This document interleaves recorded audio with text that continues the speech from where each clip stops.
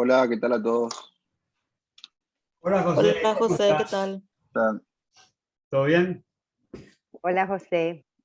Hola, ¿qué tal? ¿Cómo están? ¿Qué tal, Patricia, Aníbal? Sí, ¿Todo bien? yo no sé hasta qué punto leyeron la última vez. Le pregunté a César, pero él no registró eso. Sé que estamos todavía en la introducción, ¿verdad? Este,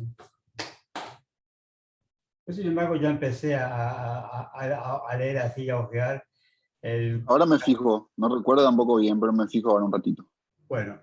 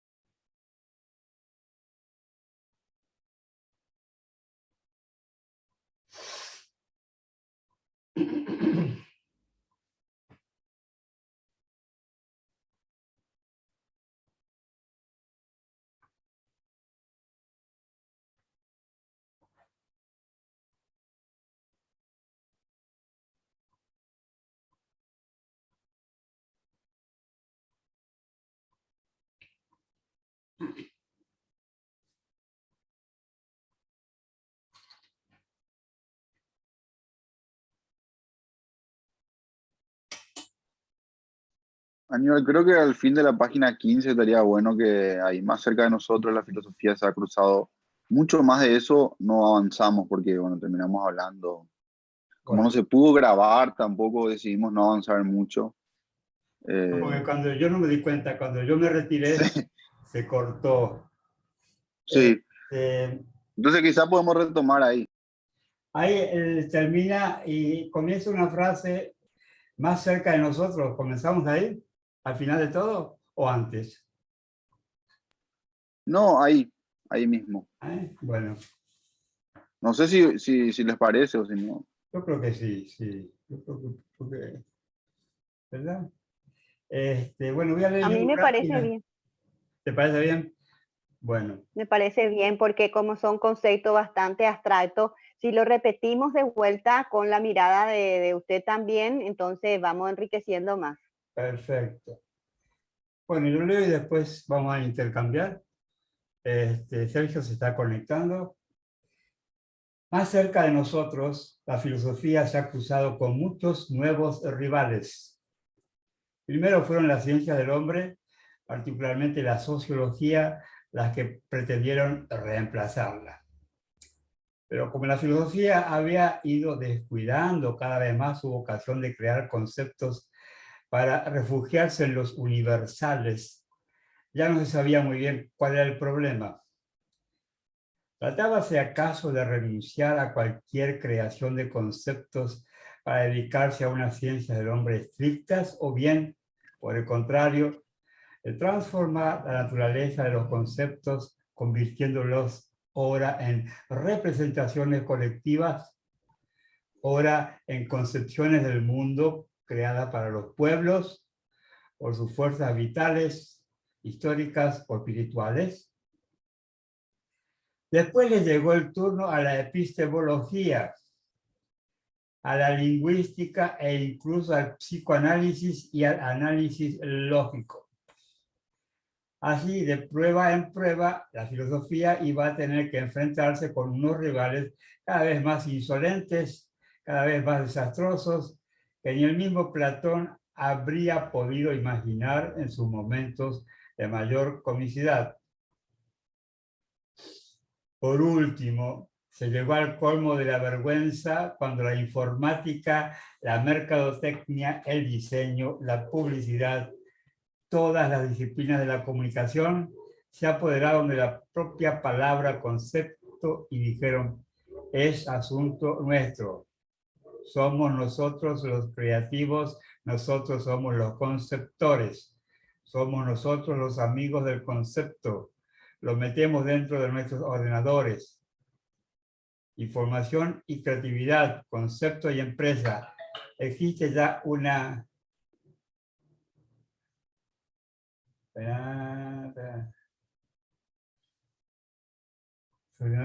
Existe ya una bibliografía abundante.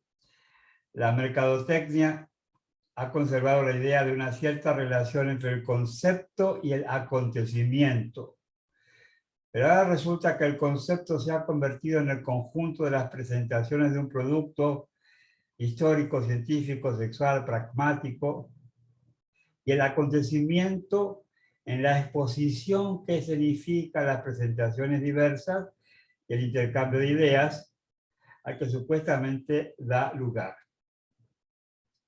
Los acontecimientos por sí solos son exposiciones y los conceptos por sí solos productos que se pueden vender.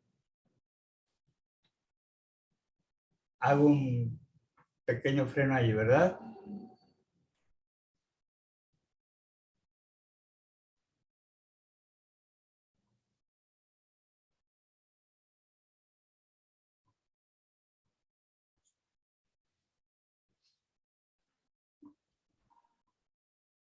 Bueno, ahí está Melissa. Adelante, Melissa va a estar medio de incógnito porque estaba en su trabajo, me dijo. Bueno, nosotros en arquitectura, en la teoría de la arquitectura, tenemos muchas dificultades con los conceptos, sobre todo con el tema de la informática, que se apodera de nuestros conceptos. Y por ejemplo, arquitectura en la nube es un concepto de informática. Y para arquitectura no está de graves problemas, porque esa es una metáfora, ¿verdad? O sea, y la gente joven hace uso y abuso de esos conceptos, entre comillas, ¿verdad? Por eso me parece tan interesante esta crítica contundente de Deleuze a eso, ¿no? Prácticamente en el lenguaje de los jóvenes está tan inserto este tipo de lenguaje que ya se pierde totalmente la idea de lo que se está diciendo, es lo que yo pienso, ¿verdad?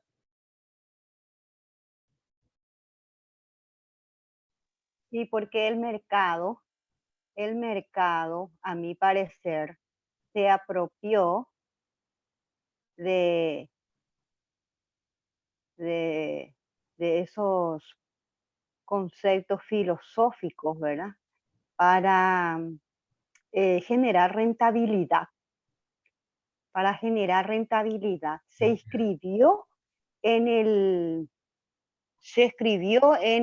yo del sujeto deseante, el sujeto deseante, esa máquina que es cada persona, para crear productos infinitos que el hombre pueda consumir. Aprovechó esa laguna, que no laguna, sino ese territorio mental, digámosle, territorio mental del sujeto. Y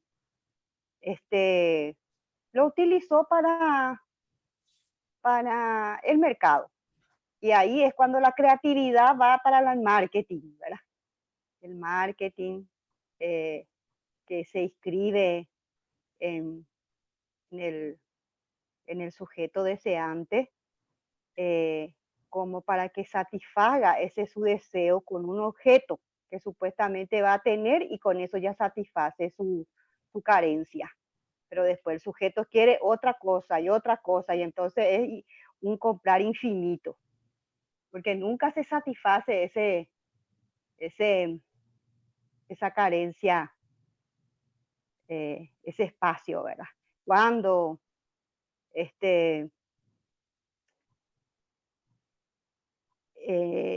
los filósofos decían que, que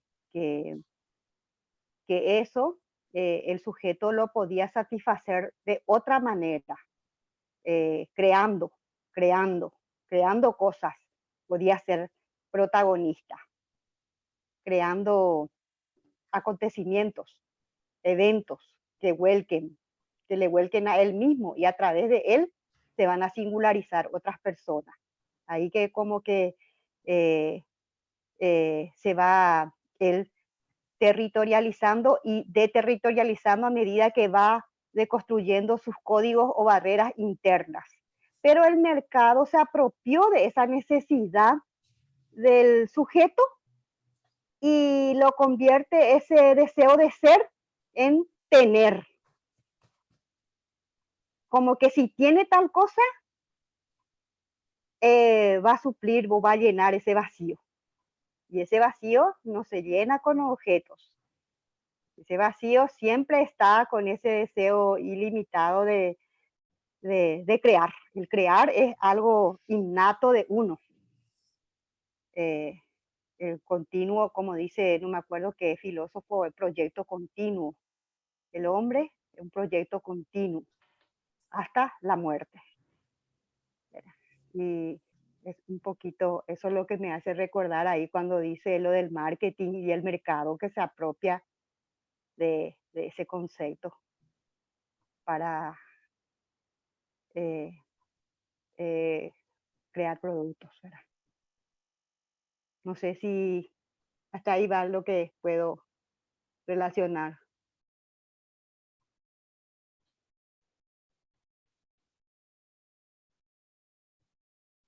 Continúo leyendo. Sí. El movimiento general que ha sustituido a la crítica por la promoción comercial no ha dejado de afectar a la filosofía. El simulacro, la simulación de un paquete de tallarines se ha convertido en el concepto verdadero y el presentador expositor del producto, mercancía u obra de arte, se ha convertido en el filósofo, en el personaje conceptual o en el artista. Cómo la filosofía, una persona de edad venerable, iba a alinearse con unos jóvenes ejecutivos para competir en una carrera de universales de la comunicación con el fin de determinar una forma comercial del concepto merch. Ciertamente resulta doloroso enterarse de que el concepto designa a una sociedad de servicios y de ingeniería informática, pero cuanto más se enfrenta la filosofía a unos rivales insolentes y bobos, cuanto más se encuentra con ellos en su propio seno, más animosa se siente para cumplir la tarea, crear conceptos que son aerolitos más que mercancías. Es presa de ataques de risa incontrolables que enjugan sus lágrimas. Así pues, el asunto de la filosofía es el punto singular en el que el concepto y la creación se relacionan el uno con la otra. Los filósofos no se han ocupado lo suficiente de la naturaleza del concepto como realidad filosófica. Han preferido considerarlo como un conocimiento o una representación dados que se explicaban por unas facultades capaces de formarlo, abstracción o generalización, o de utilizarlo, juicio. Pero el concepto no viene dado, es creado, hay que crearlo, no está formado, se plantea a sí mismo en sí mismo, autoposición. Ambas cosas están implicadas, puesto que lo que es verdaderamente creado de la materia viva a la obra de arte goza por este hecho mismo de una autoposición de sí mismo o de un carácter autopoético, a través de lo cual se lo reconoce. Cuanto más creado es el concepto, más se plantea a sí mismo. Lo que depende de una actividad creadora libre también es lo que se plantea en sí mismo, independiente, y necesariamente lo más subjetivo será lo más objetivo. En este sentido, fueron los post-kantianos los que más se fijaron en el concepto como realidad filosófica, especialmente Schelling y Hegel. Hegel definió con firmeza el concepto por la figura de su creación y los momentos de su autoposición. Las figuras se han convertido en pertenencias del concepto porque constituyen la faceta bajo la cual el concepto es creado por y en la conciencia a través de la sucesión de las mentes, mientras que los momentos representan la otra faceta según la cual el concepto se plantea a sí mismo y reúne las mentes en lo absoluto de sí mismo.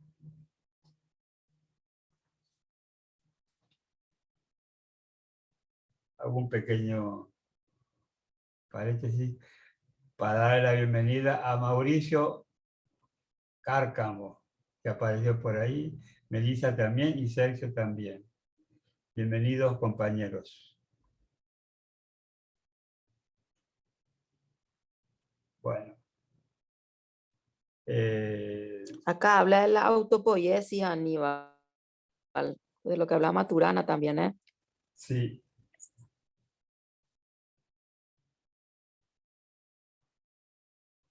Acá decía, ambas cosas están implícitas, puesto que lo que es verdaderamente creado de la manera materia viva a la obra de arte goza por este hecho mismo de una autoposición de sí mismo o de un carácter autopoético a través del cual se lo reconoce.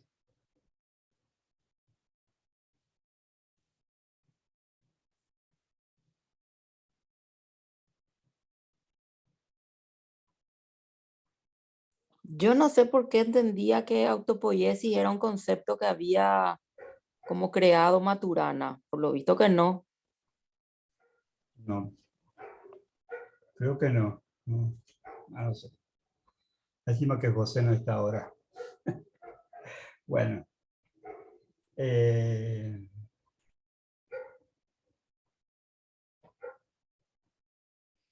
Habla de la autopoiesis como la autoproducción, que uno nunca deja de Sí, producir. conozco el concepto, conozco perfectamente. Sí, gracias, profesora.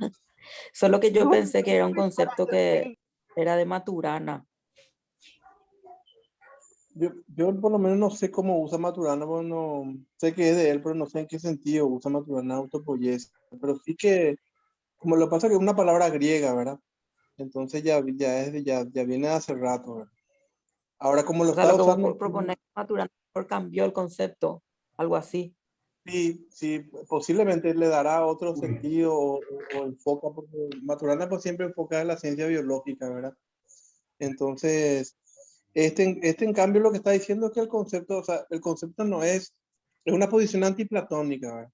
O sea, el concepto en Platón es algo dado, el concepto ya está ahí y lo que nosotros hacemos es encontrarlo, o sea, buscarlo, filosofar, hacer la mayéutica, la dialéctica y llegar al concepto. Pero lo que está diciendo acá Deleuze y Guattari es que el concepto es algo autopuesto, se coloca, se construye, se crea y entonces se autopone, ¿verdad? O sea, aparece, no es que ya está dado. Eso y que los que se dieron cuenta o los que trabajaron eso son estos neocantianos que dicen Deleuze y Guattari, que son Schelling y Hegel, ¿verdad? Que son los primeros que trabajan de esa forma, proponiendo que el concepto es una autoposición, algo que nosotros trabajamos y lo colocamos, ¿verdad? Lo proponemos. Y eso es lo que él entiendo que está queriendo proponer para la filosofía, ¿verdad? No esa forma platónica en la que el concepto ya está dado y nosotros somos una especie de buscadores de algo que ya nos antecede, ¿verdad? Que ya está antes de nosotros. Eso es lo que estoy entendiendo acá de este apartado, ¿verdad? Acá la última frase dice, Hegel demostraba de este modo que el concepto nada tiene que ver con una idea general o abstracta, como tampoco con una sabiduría no creada que no dependiese de la filosofía misma. Yo pienso que acá se refiere al concepto de intersubjetividad que lo habíamos visto con Bellazú, ¿verdad? O sea, cómo hay un concepto que las sociedades crean, los hombres crean entre sí y más o menos todos están de acuerdo en eso y qué es lo que más o menos hace a la ciencia, ¿verdad? Son intersubjetividades para ponerse de acuerdo en cosas, pero como que eso no es un concepto filosófico, es un acuerdo incluso hasta temporario, ¿verdad? Sí, Lamentablemente José se quedó sin luz, por eso no puede estar con nosotros, pero esperemos que vuelva rápido. Bueno, voy a seguir leyendo. Pero era a costa de una extensión indeterminada de la filosofía que apenas dejaba subsistir el movimiento independiente de las ciencias y de las artes, porque reconstituía universales con sus propios momentos y ya solo tachaba de comparsas fantasmas a los personajes de su propia creación. Los post-kantianos giraban en torno a una enciclopedia universal del concepto que remitía la creación de éste a una pura subjetividad, en vez de otorgarse a una tarea más modesta, una pedagogía del concepto que tuviera que analizar las condiciones de creación como factores de momentos que permanecen singulares. Si los tres periodos del concepto son la enciclopedia, la pedagogía y la formación profesional comercial, solo el segundo, la pedagogía, puede evitarnos caer de las cumbres del primero, enciclopedia, en el desastre absoluto del tercero, la formación profesional comercial. Desastre absoluto para el pensamiento, independientemente, por supuesto, de sus posibles beneficios sociales desde el punto de vista del capitalismo universal. Bueno, y con esto termina la introducción a esto. Y ahora viene entonces el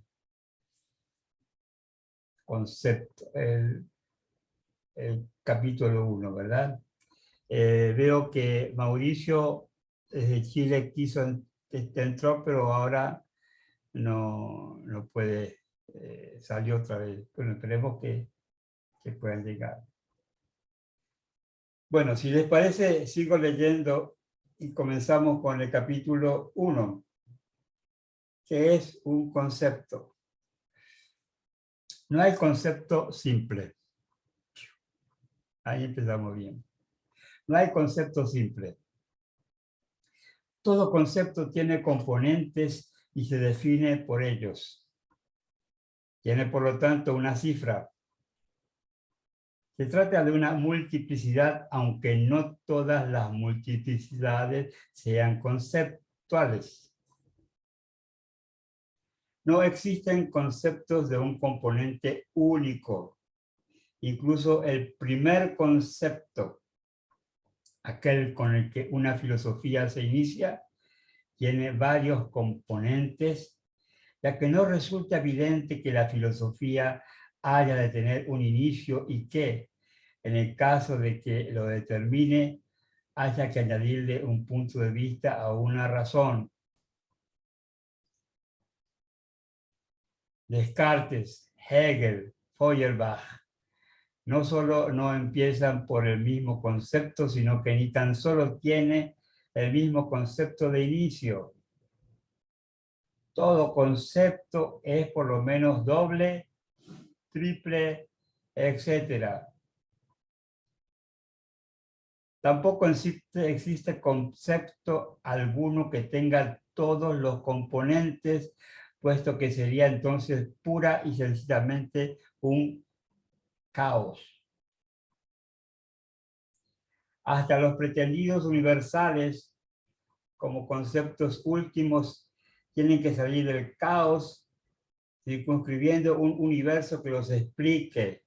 Contemplación, reflexión, comunicación. todo concepto tiene un perímetro irregular definido por la cifra de sus componentes. Pero por este motivo, desde Platón a Bersón, se repite la idea de que el concepto es una cuestión de articulación, de repartición, de intersección. Forma un todo, porque totaliza sus componentes, pero un todo fragmentario. Solo cumpliendo esta condición puede salir del caos mental que le acecha incesantemente y se pega a él para reabsorberlo.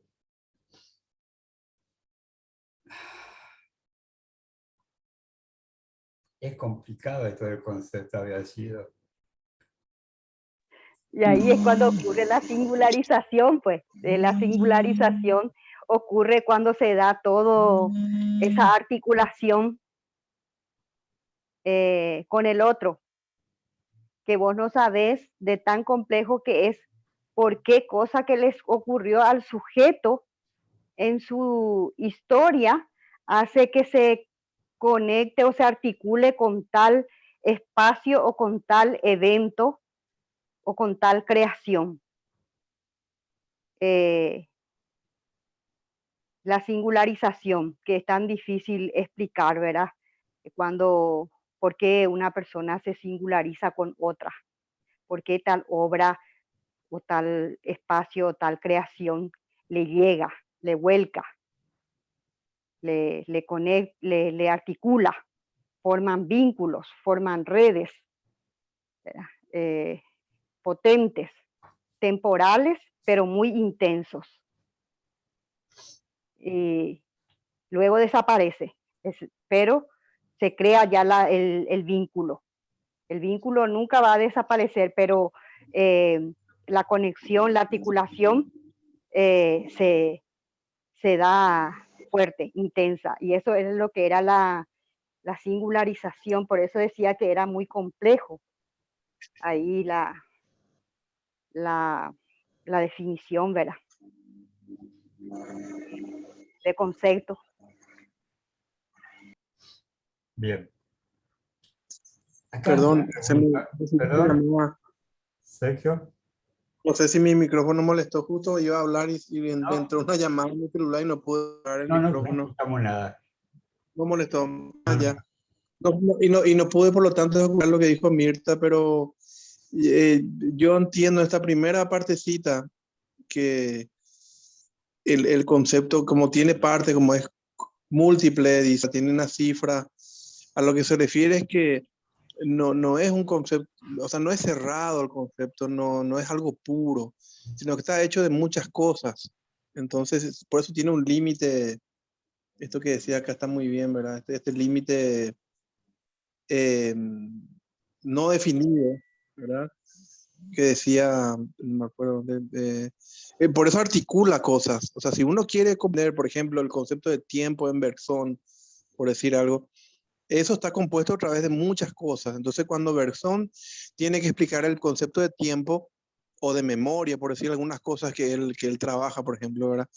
Él va articulando otras cuestiones. O sea, no puede decir el tiempo esto y terminó, porque luego lo podemos desmenuzar.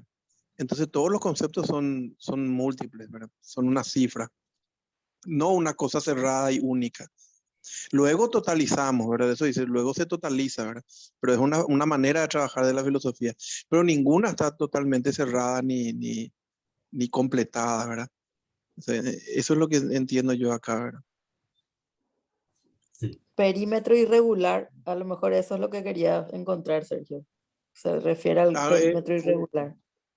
Y sí, es rugoso, ¿verdad? Tiene poros, tiene porosidades, ¿verdad?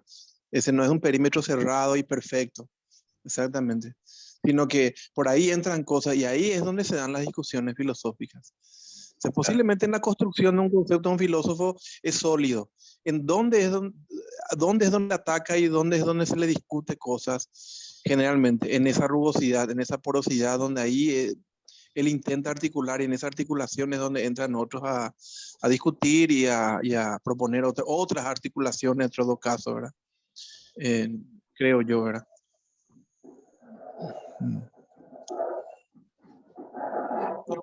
Yo creo que esa es la propuesta de esta primera partecita, ¿verdad? De que no hay concepto puro y cerrado, o sea, no hay la silla, no hay el tiempo y terminó, sino que hay el tiempo según esto y esto, que esto y esto y lo argumento así. Entonces, bueno, y eso es lo que se discute, ¿verdad?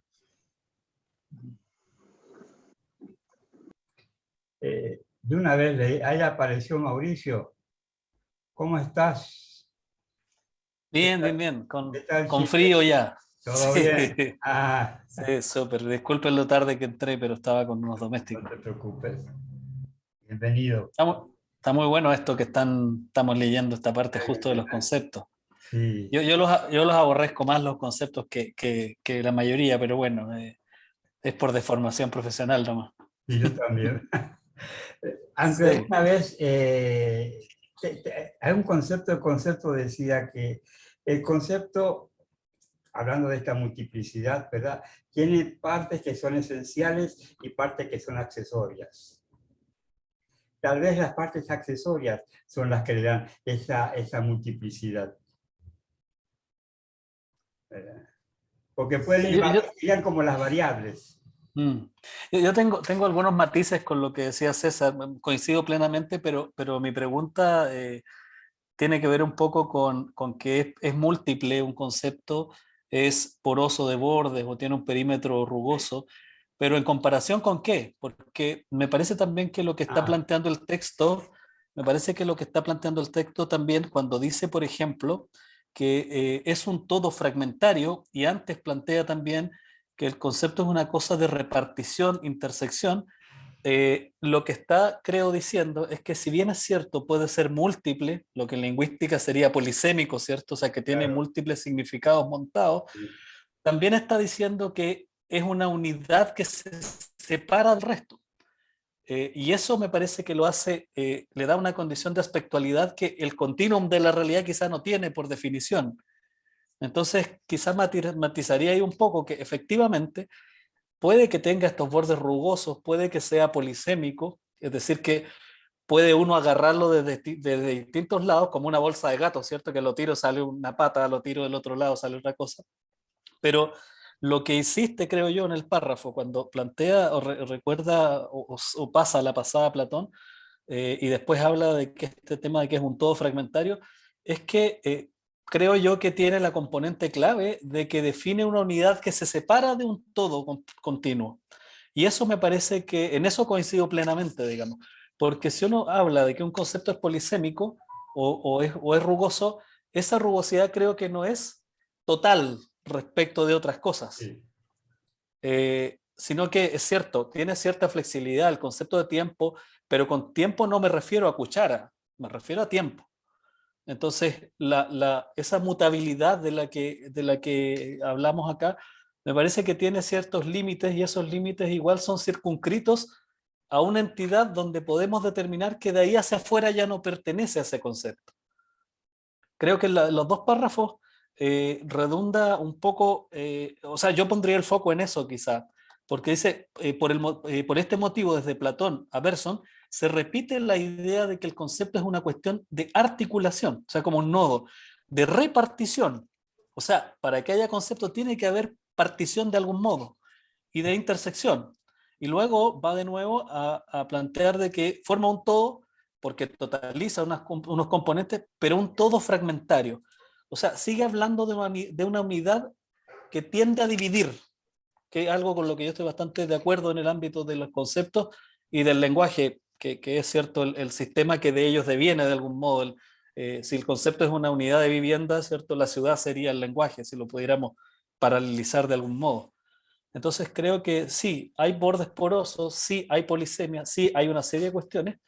Uno tiene palabras que, no sé, la palabra mano es una de las que más acepciones tiene en el español, por ejemplo, y en el inglés es run, pero tiene 900, creo que son run en inglés, pero no son infinitas, digamos, sino que define lo que está fuera de run, aunque sea por oposición. O sea, sabemos lo que no es. un concepto. Y quizá por eso, y aquí cierro, es un poco lo que le asombraba a Aníbal, que parte diciendo lo que no es el libro. Sí, Eso. exacto. Bueno, bienvenido César, veo que has podido entrar. Sí, qué suerte, igual. De cualquier manera, por ejemplo, ya que estamos acá de tres arquitectos, el tema que yo siempre me preocupo es el concepto de arquitectura, que a pesar de que se usa en diferentes ámbitos, yo creo que no es polisémico, porque tiene en su esencia un concepto clave que es un orden interno. Pero también puede ser Dios el gran arquitecto, o en informática se usa la arquitectura, o una obra de teatro tiene una buena arquitectura, por ejemplo. ¿Sí? Siempre se usa mucho. La gente toma la palabra arquitectura y la usa. Y pareciera ser polisémico, pero aunque siempre es muy preciso. Y yo creo que se refiere al orden interno que tienen las cosas. Pienso que anda por ahí, no sé. Esta es una digresión de arquitecto, ¿verdad? No puedo no hablar de eso, no puedo no hablar de eso. Exactamente. Sí. No, yo creo que justo coincido plenamente con lo que plantea Aníbal. Lo arquitectónico de la arquitectura, decía Javier Seguí, mi director de tesis, es una naturaleza organizante. O sea, esa qualia organizante Exacto. es el meollo de lo arquitectónico en el fondo. O sea, cuando se refiere un tipo a la placa de arquitectura de sistema en un software, por ejemplo, o en una placa, lo que está hablando es el modo o la naturaleza de cómo están organizadas las partes. O sea, cuando uno se refiere, que algunos lo tratan como símil de estructura también, pero es el modo, la naturaleza organizante, la qualia que aglutina esas características de modo de cómo están las piezas dispuestas, digamos. Así es. Entonces, y lo interesante es justamente por qué creo yo que los conceptos también no tienen tanto que ver ahí, es que es una componente modal. Y los conceptos en general, o sea, modal me refiero a de forma finalmente, a que tiene una forma particular de estar organizado. Y los conceptos tienden a ser un poco antagónicos de esos, tienden a buscar el elemento que abstrae la naturaleza de todas esas formas y lo nombra de una manera, digamos. En cambio, en el caso de la arquitectura, si bien es cierto, uno puede encontrar un orden en todos, ese orden no es nunca el mismo. Sin embargo, es un orden. Entonces, pareciera que en el ámbito de las formas existe un orden, y eso sería el concepto al que alude Aníbal, pero ese orden no es nunca el mismo. Sí. Cada caso tiene un orden particular. Y en cambio, en el ámbito de los conceptos, funciona como en las matemáticas. Es mejor un concepto que mata más casos con una pura palabra. Claro. Los matemáticos hacen eso, cuando buscan una solución, ¿cuál es la solución que mata todas las soluciones posibles?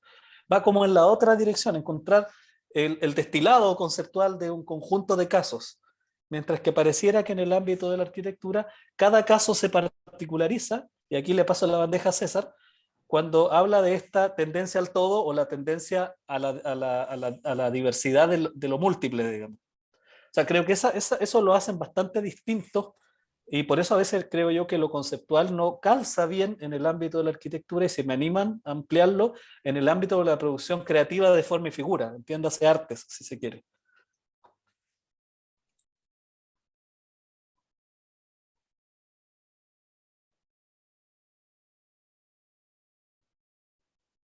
Bueno, yo aprovecho para saludarlo a todos y no me voy a meter todavía en el problema, en la pata de los caballos, ¿verdad? El problema que están comentando, pues recién me vengo enchufando. Y eso, quería saludarlo, está re interesante en todo caso. La arquitectura de la arquitectura, eso me quedó dando vuelta. Pero bueno, ya estamos acá, con atraso y todo. Bien, bienvenido César. Voy a seguir leyendo entonces. ¿Vas en qué página, Aníbal? La página 21 en la copia es la primera página del capítulo 1, que es un concepto. Una buena pregunta. Está en el capítulo Página 1. 21 al final. Sí, Al sí. final de todo, sí. ¿Qué es el concepto? Ya lo tengo y al final de eso, ¿verdad? La pregunta final es, y con eso comienzo, ¿verdad? ¿En qué condiciones un concepto es primero, no de modo absoluto, sino con relación a otro. Por ejemplo, ¿es acaso otro necesariamente segundo respecto a un yo? Si lo es en la medida en que su concepto es el de otro sujeto que se presenta como objeto especial con relación al yo. Estos son sus dos componentes. Efectivamente, si lo identificamos con un objeto especial, el otro ya no es más que el otro sujeto tal como se me presenta a mí. Y si lo identificamos con otro sujeto, yo soy el otro tal como me presento a él. Todo concepto remite a un problema, a unos problemas y los cuales carecería de sentido y que a su vez solo pueden ser despejados o comprendidos a medida que se vayan solucionando. Nos encontramos aquí metidos en un problema que se refiere a la pluralidad de sujetos, a su relación, a su presentación recíproca. Pero todo cambia, evidentemente, cuando creemos descubrir otro problema. ¿En qué consiste la posición del otro que el otro sujeto solo ocupa cuando se me presenta como objeto especial y que yo ocupo a mi vez como objeto especial cuando me presento a él? En esta perspectiva, el otro no es nadie, ni sujeto, ni objeto. Hay varios sujetos porque existe el otro y no a la inversa.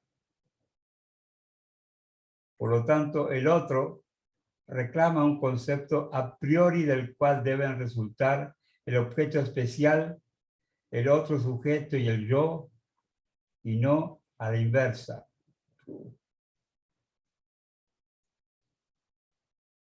El orden ha cambiado tanto como la naturaleza de los conceptos, tanto como los problemas a los que supuestamente tenían que dar respuesta. Dejamos a un lado la cuestión de saber qué diferencia hay entre un problema en ciencia y en filosofía. Pero incluso en filosofía solo se crean conceptos en función de los problemas que se consideran mal vistos o mal planteados. Entre paréntesis, la pedagogía del concepto.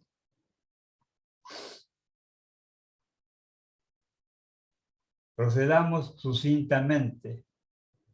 Consideremos un ámbito de experimentación tomado como mundo real, ya no como con respecto a un yo, sino a un sencillo hay. En un momento dado, un mundo tranquilo y sosegado, aparece de repente un rostro asustado que contempla algo fuera del ámbito delimitado.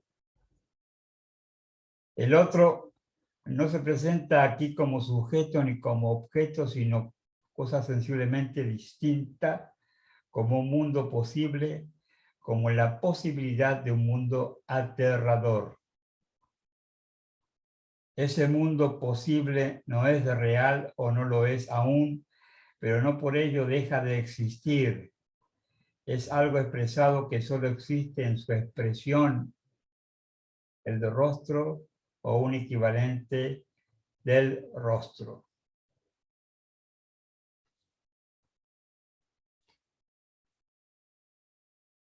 Bueno, acá hago un pequeño paro para ver si es bien complicado este tema.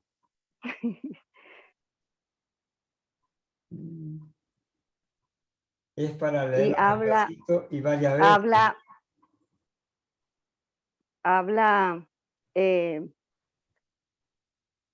Habla que un ser humano, ¿verdad? Un sujeto, no ser humano, un sujeto es una multiplicidad de otros en la medida que él libera sus otros que le constituyen.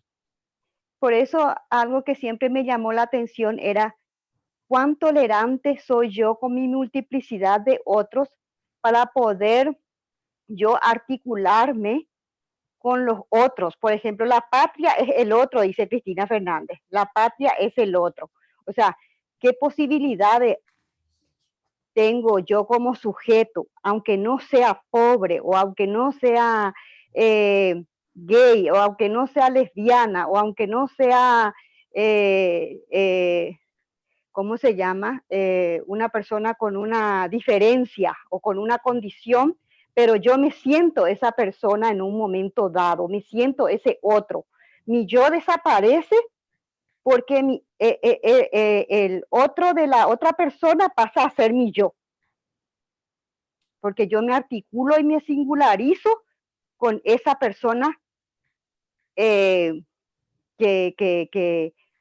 no soy yo, pero en este momento esa singularización me hace sentir como que es mi causa, como que es mi ser, como que yo soy el otro, ¿verdad? Y ahí es cuando se crea esa singularización, esa articulación, y por eso muchas veces escuché que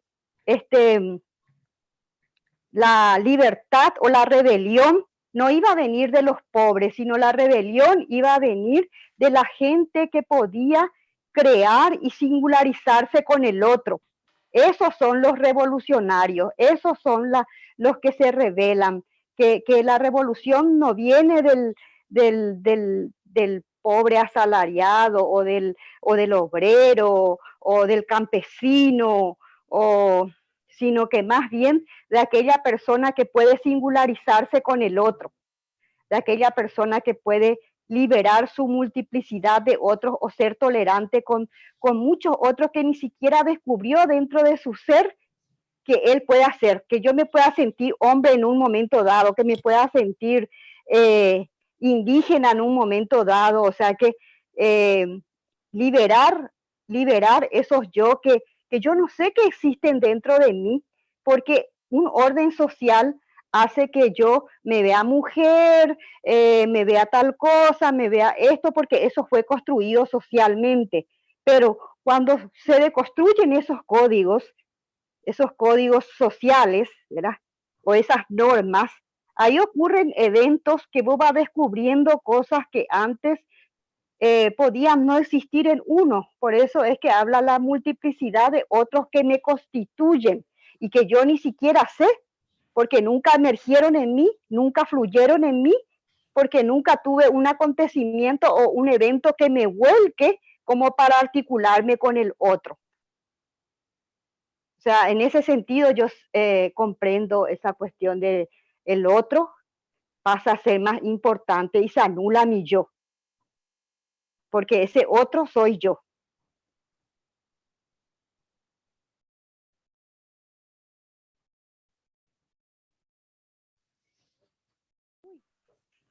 Bien, vamos a continuar entonces. Procedamos sucintamente. Consideremos un ámbito de experimentación tomado como mundo real, ya no con respecto a un yo, sino a un sencillo hay. Hay en un momento dado un mundo tranquilo y sosegado. Aparece de repente un rostro asustado. Yo leí esto, no, me quedé después. Ese mundo posible no es real o no lo es aún, pero no por ello deja de existir. Es algo expresado que solo existe en su expresión, el rostro o un equivalente del rostro. El otro es para empezar esta existencia de un mundo posible, y este mundo posible también tiene una realidad propia en sí mismo, en tanto que posible. Basta con que el que se expresa, hable y diga, tengo miedo, para otorgar una realidad a lo posible como tal, aun cuando sus palabras fueran mentiras. El yo como indicación lingüística no tiene otro sentido ni siquiera resulta imprescindible. China es un mundo posible, pero adquiere realidad a partir del momento en que se habla chino o que se habla de China en un campo de experiencia dado. Cosa muy diferente del caso en el que China se realiza convirtiéndose en propio campo de experiencia. Así pues, tenemos un concepto del otro que tan solo presupone como condición la determinación de un mundo sensible. El otro surge bajo esta condición como la expresión de un posible. El otro es un mundo posible, tal como existe en un rostro que lo expresa y se efectúa en un lenguaje que le confiere una realidad. En este sentido, constituye un concepto de tres componentes inseparables: mundo posible, rostro existente, lenguaje real o palabra. Repito, en este sentido, constituye un concepto de tres componentes inseparables: mundo posible, rostro existente, lenguaje real o palabra. Evidentemente, todo concepto tiene su historia. Este concepto del otro remite a Leibniz, a los mundos posibles de Leibniz y a la mónada como expresión del mundo. Pero no se trata del mismo problema porque los posibles de Leibniz no existen en el mundo real. Remite también a la lógica modal de las proposiciones, pero estas no confieren a los mundos posibles la realidad que corresponde a sus condiciones de verdad, incluso cuando Wittgenstein contempla proposiciones de terror o del otro, porque deja que el otro oscile entre un otro sujeto y un objeto especial. Te saltaste, parece, Aníbal. Te saltaste una frase. ¿A dónde era? ¿Cuál? Lee desde el paréntesis, incluso cuando Wittgenstein. Ajá. A ver. Incluso cuando Wittgenstein contempla proposiciones de terror o de dolor, no ve en ellas modalidades expresables en una posición del otro, porque deja que el otro oscile entre otro sujeto y un objeto especial. Los mundos posibles poseen una historia muy larga y acá hay un pie de página que dice: esta historia, que no se inicia con Leibniz, discurre por episodios tan diversos como la proposición del otro como tema constante en Wittgenstein, tiene dolor de muelas entre paréntesis, y la posición del otro como teoría del mundo posible en Michel Tournier. Bueno. Resumiendo, decimos que todo concepto que siempre tiene una historia, aunque esta historia zigzaguee o incluso llegue a discurrir por otros problemas o por planos diversos.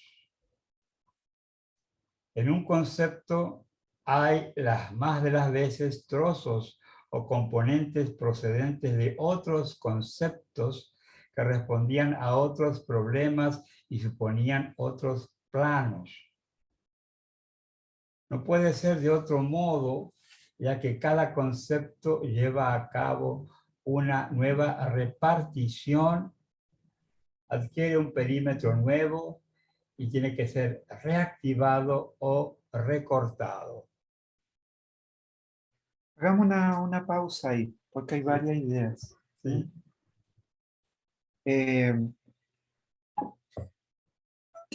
Primero un poco, ¿verdad? Como para tratar como de decir algo acerca de todas las ideas que vi ahí, ¿verdad? Muchísimas. Y estaba lo que habló Mirta también. Esta relación entre esta dialéctica entre el yo y el otro ha sido vista desde el existencialismo en adelante, o sea, desde el siglo pasado, y ha tenido distintos resultados según el filósofo que asume, ¿verdad?, este análisis. Generalmente, la idea que prima, ¿verdad?, de lo contemporáneo es la idea que dice Mirta. O sea, no puede haber un yo, no se constituye el yo si es que no hay un otro. Entonces, desde acá, ¿verdad?, se fundan varias ideas, una idea moral, por ejemplo, como en Dussel, en este caso, ¿verdad?, donde el otro, por el hecho de determinar al yo, ya es un suelo moral del que parte, digamos, el yo, el individuo, el singular. Qué sé yo, también lo ve Heidegger, lo ve Zubiri, o sea, es un problema que ya está muy tratado y que llega incluso, ¿verdad?, ahora a tener la solución que, no sé si solución, ¿verdad?, pero tener la perspectiva de Levinas, que es la más publicitada, digamos, hoy en día. Y esa perspectiva, y ahí me llama la atención y lo nombro, usa el concepto de rostro. Y me llama la atención que use el mismo concepto, no sé si está acá entablando ya deliberadamente, ¿verdad?, un diálogo, un coqueteo, digamos, con la filosofía de Levinas. Bien, en esta dialéctica, en esta relación del yo y el otro, donde ambos son constitutivos de cada quien, que eso está establecido, ¿verdad?, en la filosofía contemporánea, acá me llama la atención cuando quiere poner, digamos, Deleuze con Guattari, quieren poner o quieren acentuar el escenario, y el escenario ya se ve como el hay, como la situación. Más importa el escenario donde se constituye, o dicho de otro modo, el yo con el otro se constituyen como un escenario de posibilidades. Entonces es ahí, ¿verdad?, donde él trata de abandonar esta dialéctica y quiere poner acá un concepto justamente, que es el hay. El hay. Usa el hay, supongo, para sacarse un poco el acontecer que tiene que ver más con el ser. Acá lo trata de usar como situación, o sea, lo que estamos teniendo ahora, lo importante, donde está Patti, ¿verdad?, Melissa, Sergio, Mauricio, Mirta, Aníbal, lo importante de eso es la situación, porque esto va a dar el marco de posibilidades. Entonces el yo y el otro quedan subsumidos, ¿verdad? O lo importante del yo y el otro es justamente esta situación que se da. Esto, para pedirle una expresión a Heidegger, ¿verdad?, es como el horizonte de posibilidades que podemos hacer en este hay. En este hay reunión, hay lectura. Bien, eso por un lado, ¿verdad? Ahora, los conceptos, y acá usan una teoría organicista, ojalá estuviera José para pelear un rato, ¿verdad? Es una teoría organicista en el fondo, hasta donde yo veo, porque los conceptos se comportan de la misma manera. Acá en esta conversación, ¿verdad?, hay una serie de conceptos que hay y que remiten a otros conceptos. Los conceptos, en realidad, lo que estoy entendiendo, ¿verdad?, con esto último, que es una lectura igual, ¿verdad? Ustedes tendrán ahí que decir, los conceptos también se relacionan como los individuos, como los sujetos. Y ahora, otra cosa que hay que comprender bien, cuando se habla de sujeto, no se habla de un individuo en general, sino que sujeto es la condición que sujeta a todos los individuos. Por ejemplo, para dar un ejemplo, en Descartes se habla del sujeto del cogito, el sujeto pensante. No se está hablando del sujeto pensante, algo que está presente en todos los individuos, no se habla de un individuo. Entonces está metido acá en el problema del sujeto, ¿verdad? El sujeto, ¿cómo se constituye? Se constituye efectivamente como otro en su ser yo. Bien, y el último paso, para repetirlo simplemente, ¿verdad? Estoy viendo que los conceptos se van a comportar de la misma manera, importa más el escenario de relaciones. Eso más o menos estoy En ese captando. sentido, Lo que yo comprendo es el sujeto no sujetado, el sujeto que crea una nueva subjetividad a partir de la singularización con el otro, con una multiplicidad de otros que va a ir emergiendo o fluyendo en la medida que el escenario o el ahí que abre el espacio para que acontezca un algo ahí. Y de eso lo que decía Deleuze, el mundo de que todavía no está, la patria que aún no está, que el pueblo que aún no existe, el pueblo que aún no existe, ¿verdad? Porque recuerdo una vez que fui a un espacio, a un evento, y me pregunta un señor, me siento así en también una reunión, un conversatorio, y el señor me pregunta quién soy yo.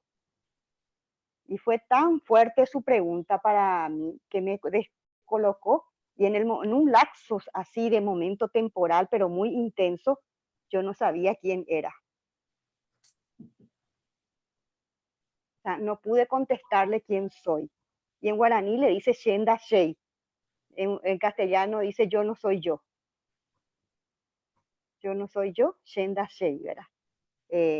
Como que mi yo se difuminó. No supe quién le voy a decir que soy.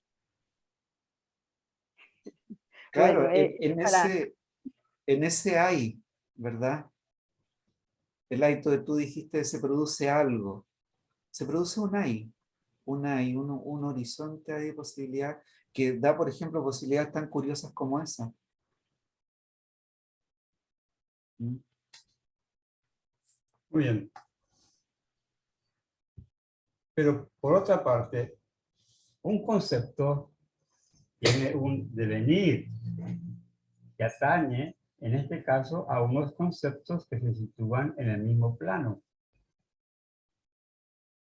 Aquí, los conceptos se concatenan unos a otros, se solapan mutuamente, coordinan sus perímetros, componen sus problemas respectivos, pertenecen a la misma filosofía, incluso cuando tienen historias diferentes.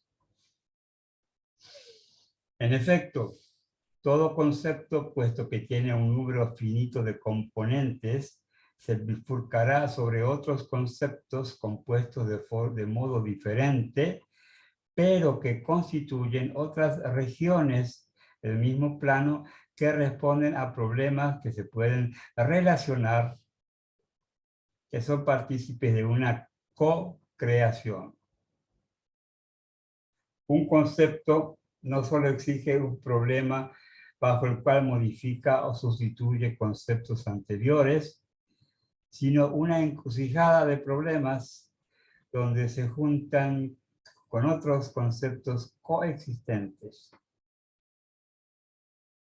En el caso del concepto del otro, como expresión de un mundo posible en un ámbito de percepción, nos vemos impulsados a considerar de un modo nuevo los componentes de este ámbito en sí mismo. El otro, no siendo ya un sujeto del ámbito ni un objeto en el ámbito, va a constituir la condición bajo la cual se redistribuyen no solo el objeto y el sujeto, sino la figura y el telón de fondo, los márgenes y el centro, el móvil y la referencia, lo transitivo y lo substancial, lo longitudinal y la profundidad. El otro siempre es percibido como otro, pero en su concepto representa a la condición de toda percepción, tanto para los demás como para nosotros. Es la condición bajo la cual se pasa de un mundo a otro. El mundo hace que pase el mundo, y el yo ya tan solo designa un mundo pretérito. entre paréntesis, estaba tranquilo. Por ejemplo, el otro es suficiente para transformar toda longitud en una profundidad posible en el espacio e inversamente hasta tal punto que si este concepto no funcionara dentro del campo perceptivo, las transiciones y las inversiones se volverían incomprensibles y chocaríamos continuamente contra las cosas, puesto que lo posible habría desaparecido. O por lo menos, filosóficamente, habría que encontrar otra razón para que no anduviéramos dándonos golpes. De este modo, en un plano determinable, vamos pasando de un concepto a otro a través de una especie de puente.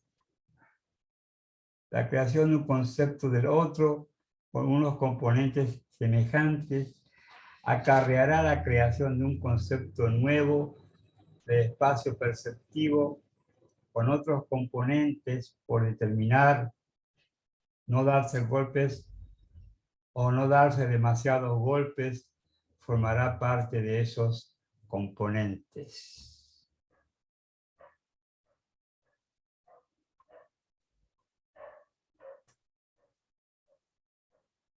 ¿Qué tal? Ahí yo podría, no sé si simplificando mucho, pero podría resumir que los conceptos nos construyen también. O sea, tú los tiras al escenario, pero ellos en su interacción entre conceptos van construyendo también la manera de ver lo que hablábamos la otra vez en una de las sesiones con Mauricio. O sea, van constituyendo, también van abriendo espacios mediante los cuales casi creamos la realidad, ¿eh? Casi la creamos en el caso de Deleuze. Todavía no está claro ahí. O sea, que el sujeto es un devenir continuo, nada está definido. O sea, Sí, Mirta está es esa idea. tal cosa, no es tal cosa, porque mañana puede ser otra cosa. Es un devenir continuo, un proyecto continuo. No le puedes decir, ¿y vos quién sos? ¿Quién sos vos? Porque tantas cosas puede ser que ella no puede decirlo, ella es licenciada en marketing, no sé qué cosa, tal, no le podés definir. No hay un concepto que la defina. Es Claro. como que cambia Yo- la... Sí, adelante. Sí, no, que es un filósofo del movimiento igual. Y tiene eso. O sea, desde Heráclito en adelante lleva como esa línea. Claro, hay una identidad en construcción, todo lo que tú quieras, porque hay escenarios que se van formando. Lo que agrega a él, o lo que pone interesante, o lo que hace notar más bien, porque ha sido ya, no sé, también ha sido pensado, es que justamente el cambio se va produciendo por espacios, por lugares, por ahí, que se van dando en la interrelación. Y uno de los que vienen a cambiar esto, ¿verdad?, son los conceptos.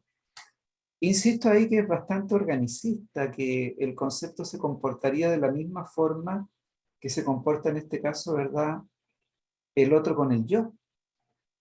Entonces ellos también van modificando formas de ver la realidad. Y mediante esto, claro que se gatilla el cambio que tú dices. Porque se Y es dice como, por Deleuze que es el filósofo más nómade entre todos los filósofos.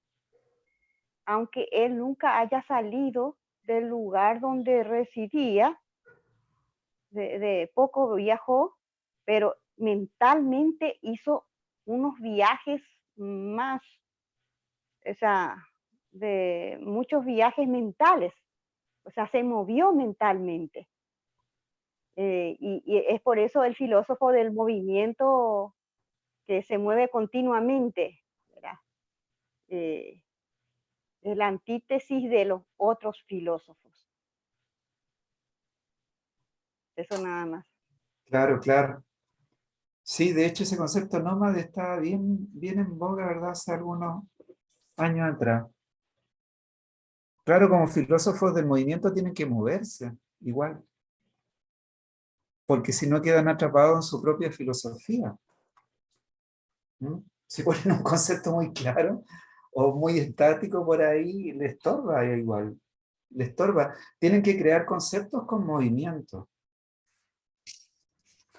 Sí, yo recapitularía quizá un poco un poco lo que venía diciendo antes, en el texto un poco más arriba, o sea, porque pareciera que en algún momento se salta del ámbito de los conceptos y se va al tema del yo, ¿cierto? Como que hay un desplazamiento, pero creo que nunca deja de hablar del mundo de los conceptos. O sea, este tema de que los conceptos nos hablan a nosotros, muy lacaniano quizás lo que estoy diciendo, pero que somos hablados por el lenguaje y no que nosotros usamos el lenguaje para hablar. Creo que uno podría visualizar que plantea dos cosas, que cuando existe esa deriva, si se quiere, o esa suerte de viaje o construcción permanente de esta realidad, es cuando construyes conceptos, cuando tomas los a priori, ¿cierto? Son esos conceptos y los constructores de esos conceptos los que nos hablan en el sentido de que nos herramientan a nosotros, no al revés, digamos, cuando digo nos hablan, ¿cierto? Me refiero a que nos usan en lugar de referirme a entablar un diálogo, sino que somos hablados por los conceptos cuando no los creamos de algún modo. En ese sentido, ese viajar se detiene cuando nosotros no creamos conceptos, sino que somos parte de la ruta de otros, quizás.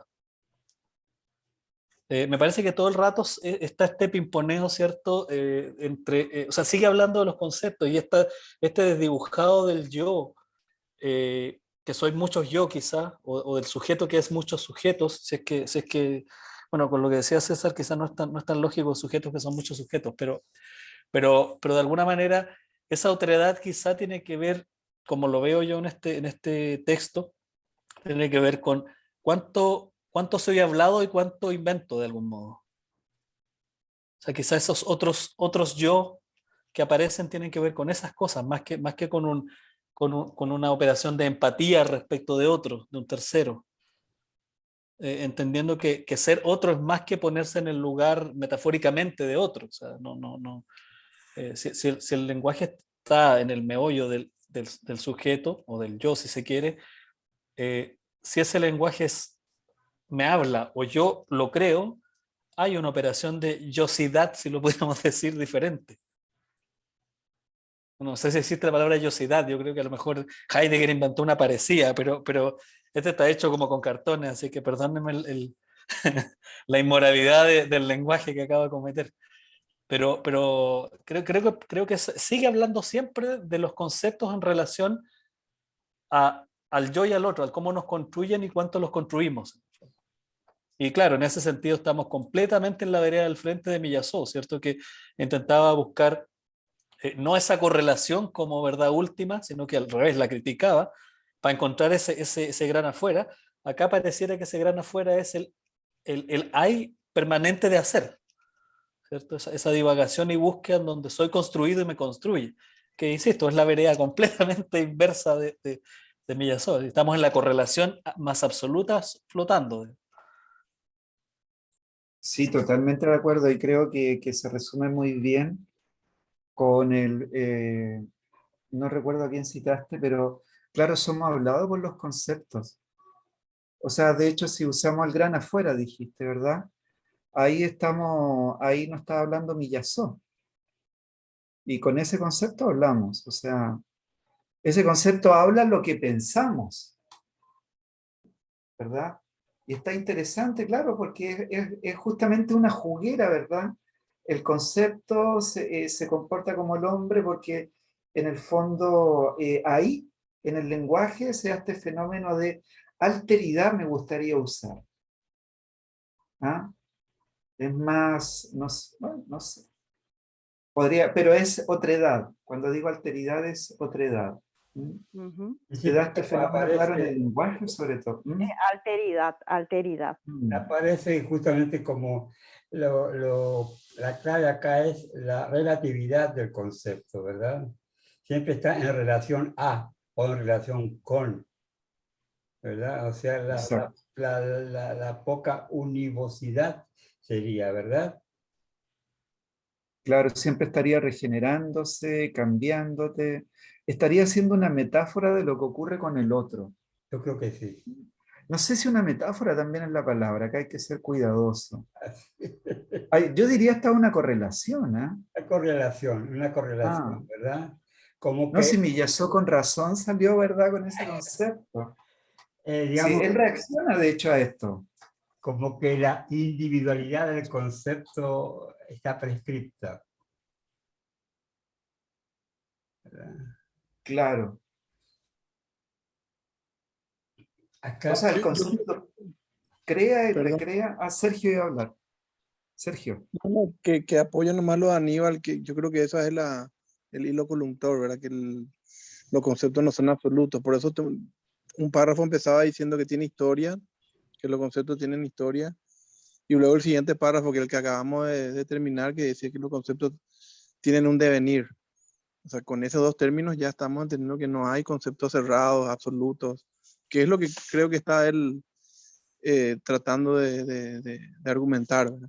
Con este ejemplo del otro y compañía, que a mí también me suena a veces a Levinas, como dijiste, no sé por dónde, pero bueno, siempre el tema del rostro y el otro remiten a Levinas, ¿verdad? Pero sí, a mí lo que yo estoy rescatando de lo central siempre es que el concepto no es algo cerrado, sino que es autopuesto, ¿verdad? Lo autopoyético. Y por lo tanto tiene una historia, un devenir y se va componiendo de otras cosas. Eso es lo que yo por el momento estoy siempre tomando como lo nuclear de esto que están proponiendo Deleuze y Guattari. bueno, continúo. Hemos partido de un ejemplo bastante complejo. ¿Cómo proceder de otro modo, puesto que no existen conceptos simples? El lector puede partir de cualquier ejemplo que sea de su agrado. Estamos convencidos de que extraerá las mismas consecuencias respecto a la naturaleza del concepto o al concepto de concepto. Para empezar, cada concepto remite a otros conceptos, no solo en su historia, sino en su devenir o en sus conexiones actuales. Cada concepto tiene unos componentes que pueden a su vez ser tomados como conceptos. Entre paréntesis, así el otro incluye el rostro entre sus componentes, pero el rostro en sí mismo será considerado un concepto que posee en sí mismo unos componentes. Cierra paréntesis. Así pues, los conceptos se extienden hasta el infinito y como están creados, nunca se crean a partir de la nada. En segundo lugar, lo propio del concepto consiste en volver los componentes inseparables dentro de él, distintos, heterogéneos y no obstante no separables. Tal es el estatuto de los componentes o lo que define la consistencia del concepto, su endoconsistencia. Y es que resulta que cada componente distinto presenta un solapamiento parcial, una zona de proximidad o un umbral de indiscernibilidad con otro componente. Por ejemplo, en el concepto del otro, el mundo posible no existe al margen del rostro que lo expresa, aun cuando se diferencia de él como lo expresado y la expresión. Y el rostro, a su vez, es la proximidad de las palabras de las que ya constituye el portavoz. Los componentes siguen siendo distintos, pero algo pasa de uno a otro, algo indecidible entre ambos. Hay un ámbito A o AB, hay un ámbito AB que pertenece tanto a A como a B, en el que A y B se vuelven indiscernibles. Estas zonas umbrales o devenires, esta indisolubilidad son las que definen la consistencia interna del concepto. Pero este posee también una exoconsistencia con otros conceptos cuando su creación respectiva implica la construcción de un puente sobre el mismo plano. Las zonas y los puentes son las junturas del concepto. Ahí me gustaría hacer un comentario antes que se nos vaya. Sí. Está yendo a una determinada identidad. Estamos, ¿verdad?, alojados en la multiplicidad, en el hay, en las posibilidades, pero acá vuelve a recoger el lazo y a poner una determinada identidad. Una identidad que en el concepto, ¿verdad? El concepto, más bien dicho, es una endoconsistencia y una exoconsistencia. Esta consistencia es una identidad en múltiple cambio, en lo que tú quieras, pero recoge el lazo un poco. ¿Mm? Y identifica ahí una identidad en los conceptos. Eso quería decir. Esa primera idea, ¿verdad? Y la otra de estas zonas umbrales. Eso me llama la atención. Y ahí me acuerdo, ¿verdad?, de Guattari, cuando habla de zonas en donde finalmente todo da lo mismo y casi nada se diferencia en relación a la verdad. O sea, hay un momento en que toda verdad es igual.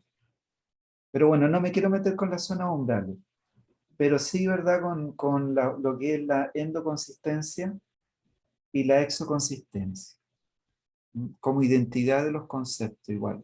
Identidad en movimiento, identidad en relación, pero identidad al fin y al cabo.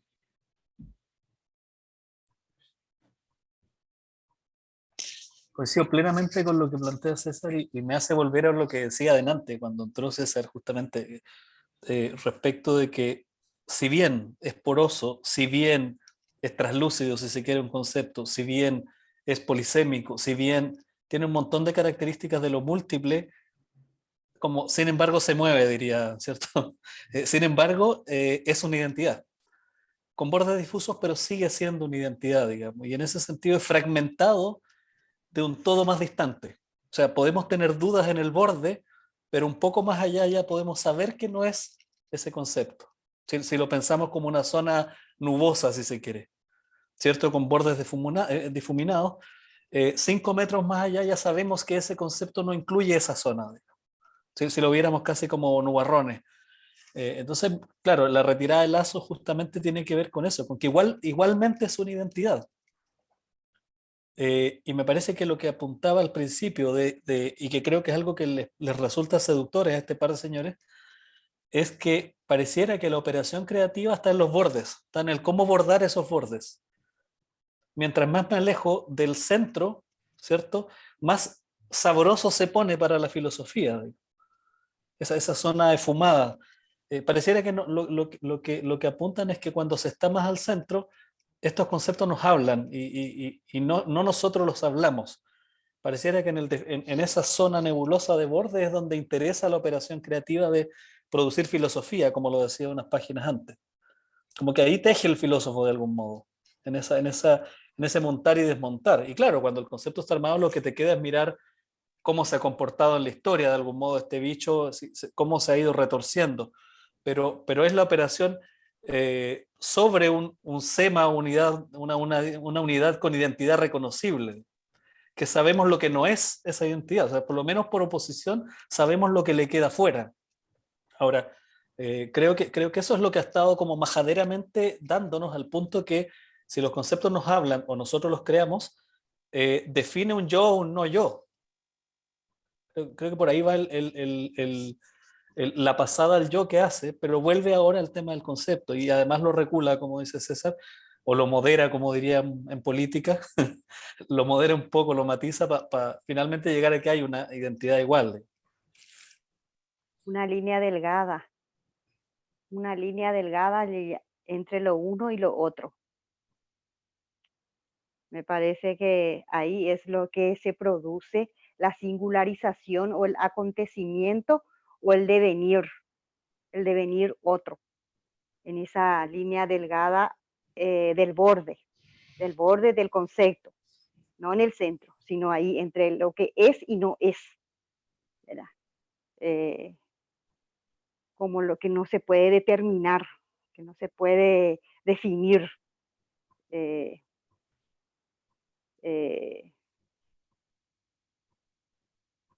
¿Cómo lo llamaría? Como desafiar los códigos, como desafiar lo real de lo irreal. Ese juego ahí, en el extremo. Y eso hace que uno en ese momento temporal,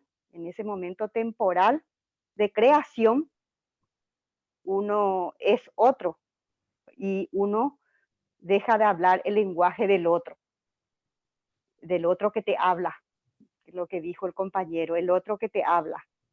El lenguaje te viene, no, al nacer vos ya venís con el lenguaje. El lenguaje es de otro y ya te viene al nacer, ya venís con el lenguaje. Pero en ese momento en que vos creás un espacio en la línea delgada, es el único instante en que vos estás creando lo tuyo, lo que sos vos. Entonces, ese me parece que es el concepto que no te habla y que sos realmente otro. Creo que pasa por ahí, el devenir. Sí, de hecho, por ejemplo, en los griegos el movimiento se explicaba del paso del ser al no ser. ¿Mm?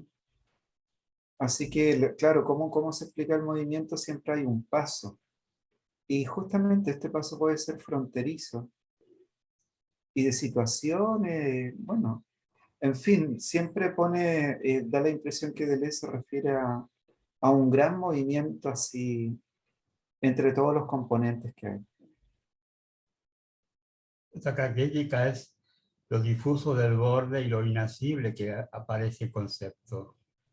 Pues si bien hay un centro que es específico, sin embargo, esa difusión de sus bordes, esas fronteras difusas hacen que no se lo pueda encasillar, ¿verdad? Así no se lo pueda definir como algo definitorio, sino algo que está y no está. Sin embargo, en su centro está, ¿verdad?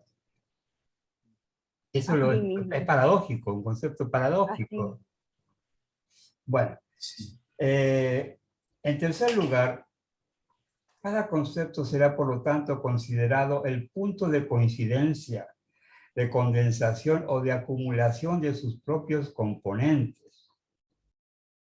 El punto conceptual recorre incesantemente sus componentes, subiendo y bajando dentro de ellos.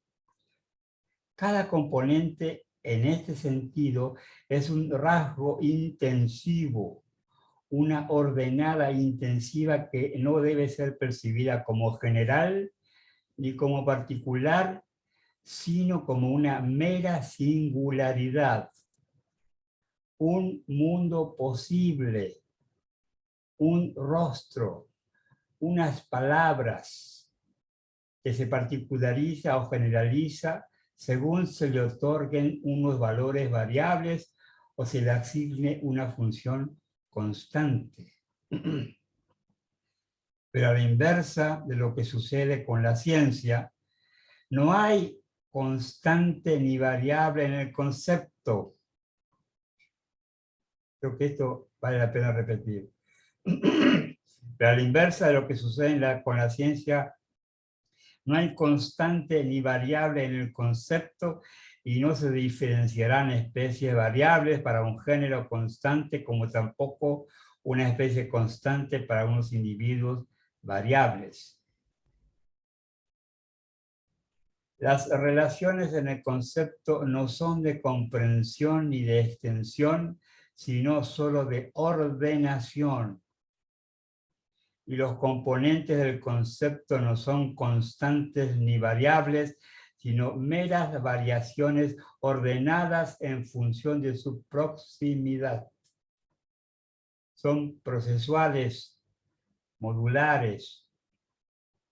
El concepto es un pájaro, el concepto de un pájaro no reside en su género o en su especie, sino en la composición de sus poses, de su colorido y de sus trinos, algo indiscernible, más cineidesia que sinestesia.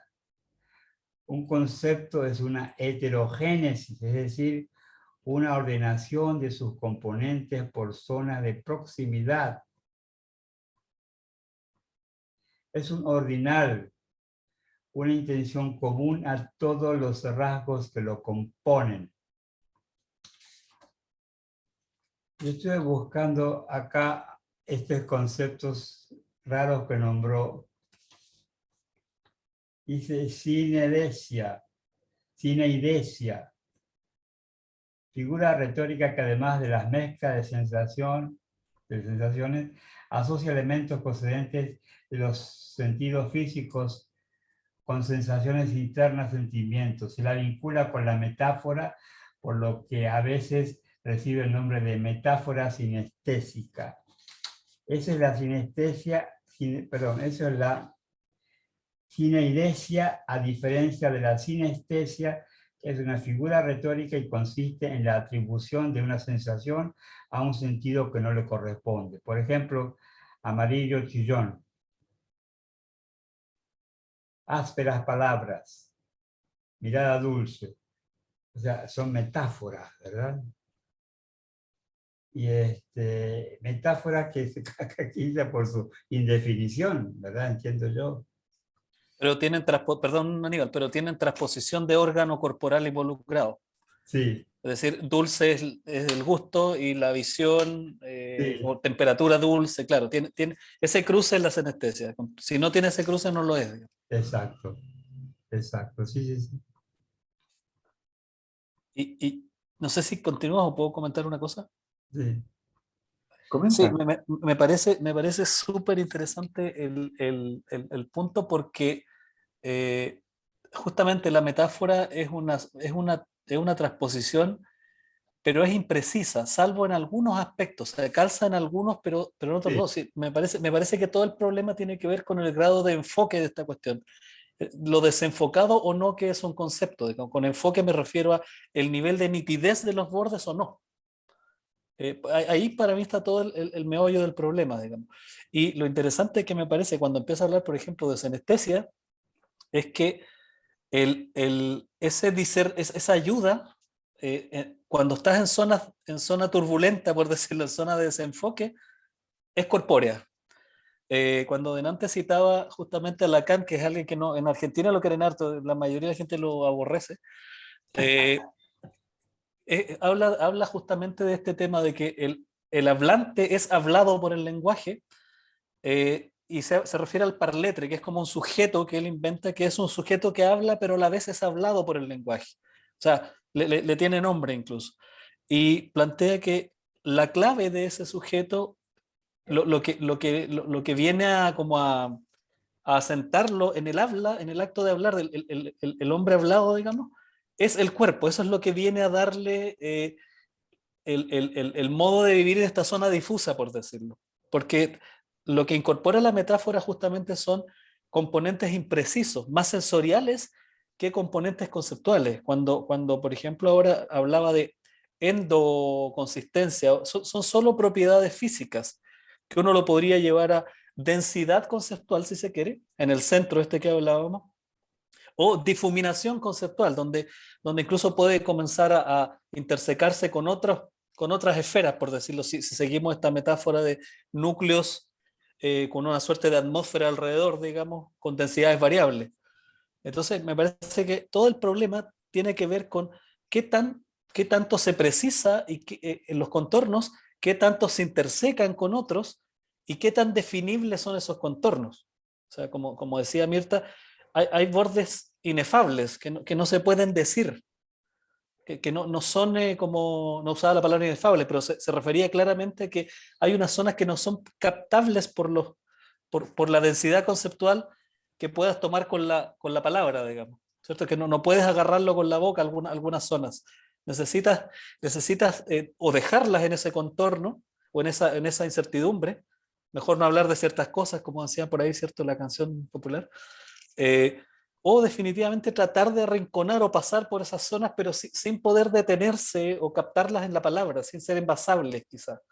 Yo creo que todo el problema que hemos estado viendo está en ese problema de lo inefable, de lo indecible y de cuánto consolidas un concepto para una vez que esté en estado no gaseoso, sino sólido, desecharlo y fabricar otro quizás.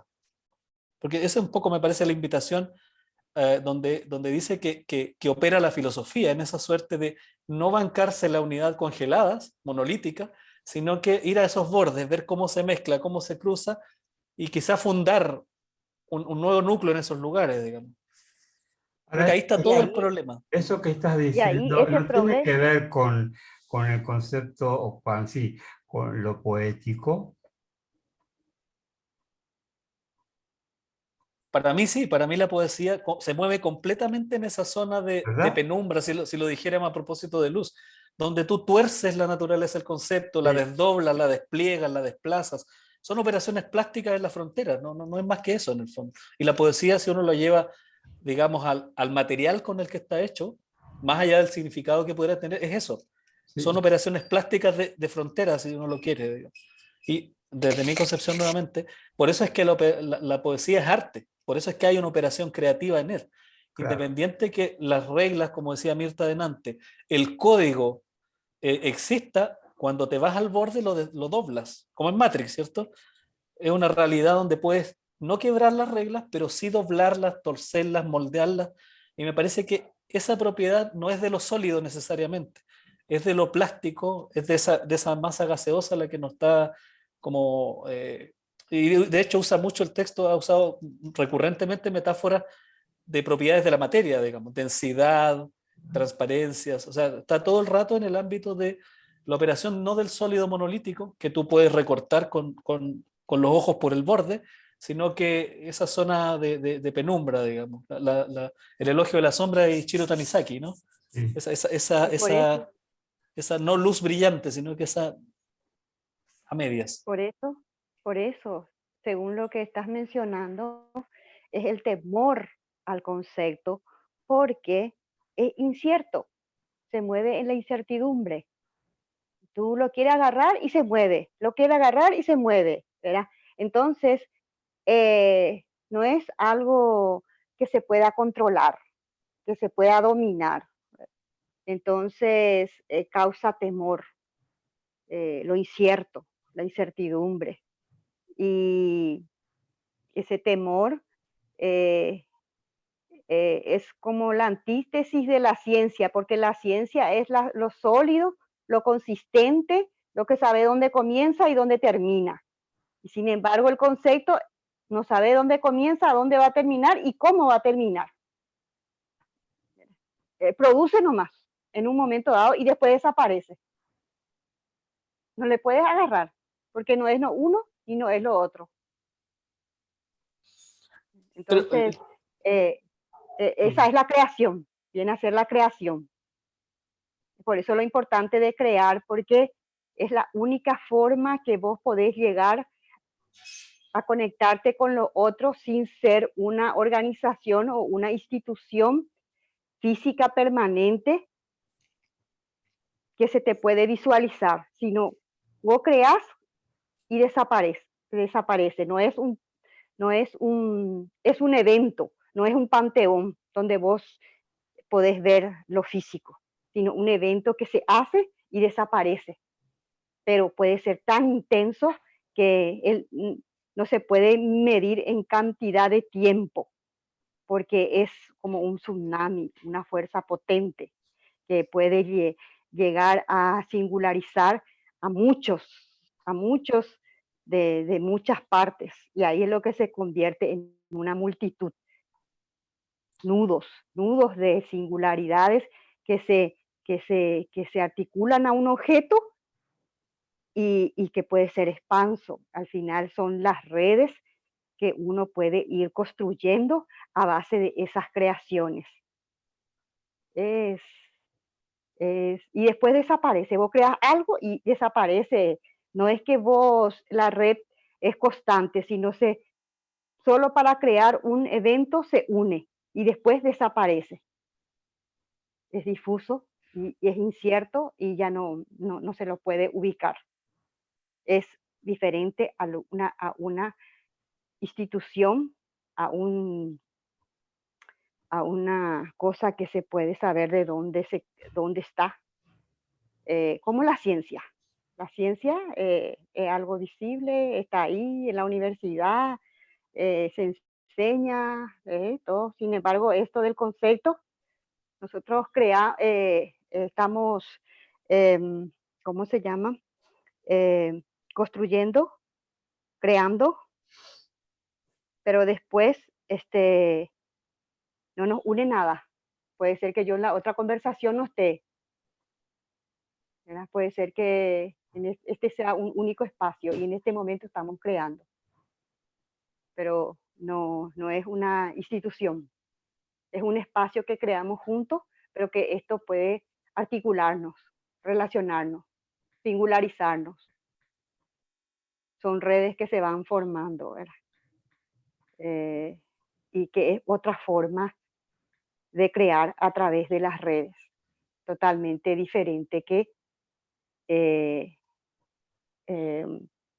lo sólido, lo físico, lo certero. No sé si me explico, más adelante vamos a seguir leyendo.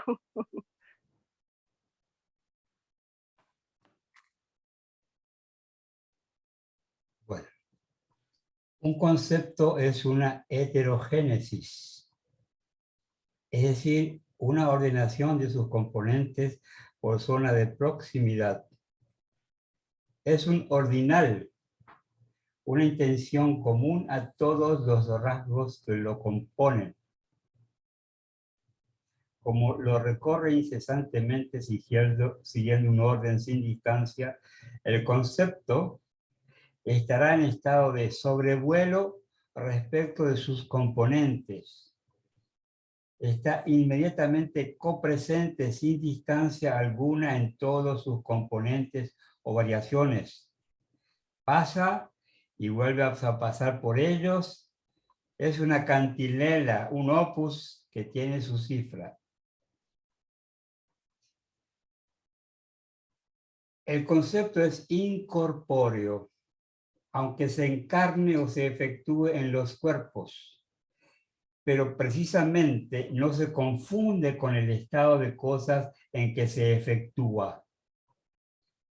Carece de coordenadas espacio-temporales, solo tiene ordenadas intensivas. Carece de energía, solo tiene intensidades, es anergético. La energía no es la intensidad, sino el modo en que ésta se despliega y se anula en un estado de cosas extensivo.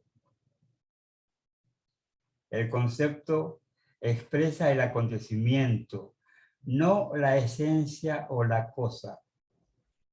Es un acontecimiento puro, una exidad,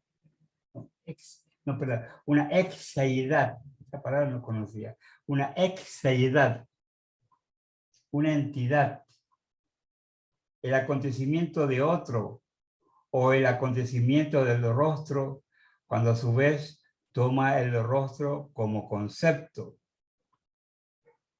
o el pájaro como acontecimiento. El concepto se define por la inseparabilidad de un número finito de componentes heterogéneos recorridos por un punto en sobrevuelo absoluto a velocidad infinita. Los conceptos son superficies o volúmenes absolutos, una forma que no tiene más objeto que la inseparabilidad de variaciones distintas. Acá hay un pie de página que dice, respecto al sobrevuelo y a las superficies o volúmenes absolutos como entes reales, ver el libro Neofinalisme de Raymond Urruyer. Bueno, ok. Repito, son superficies o volúmenes absolutos, una forma que no tiene más objeto que la inseparabilidad de variaciones distintas. El sobrevuelo es el estado del concepto o su infinidad propia, aunque los infinitos sean más o menos grandes según la cifra de sus componentes, de los umbrales y de los puentes. El concepto es efectivamente en este sentido un acto de pensamiento, puesto que el pensamiento opera a velocidad infinita, entre paréntesis, no obstante más o menos grande.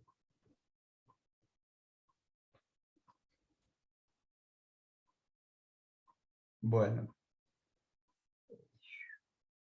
esto da para leerlo otra vez, ¿verdad?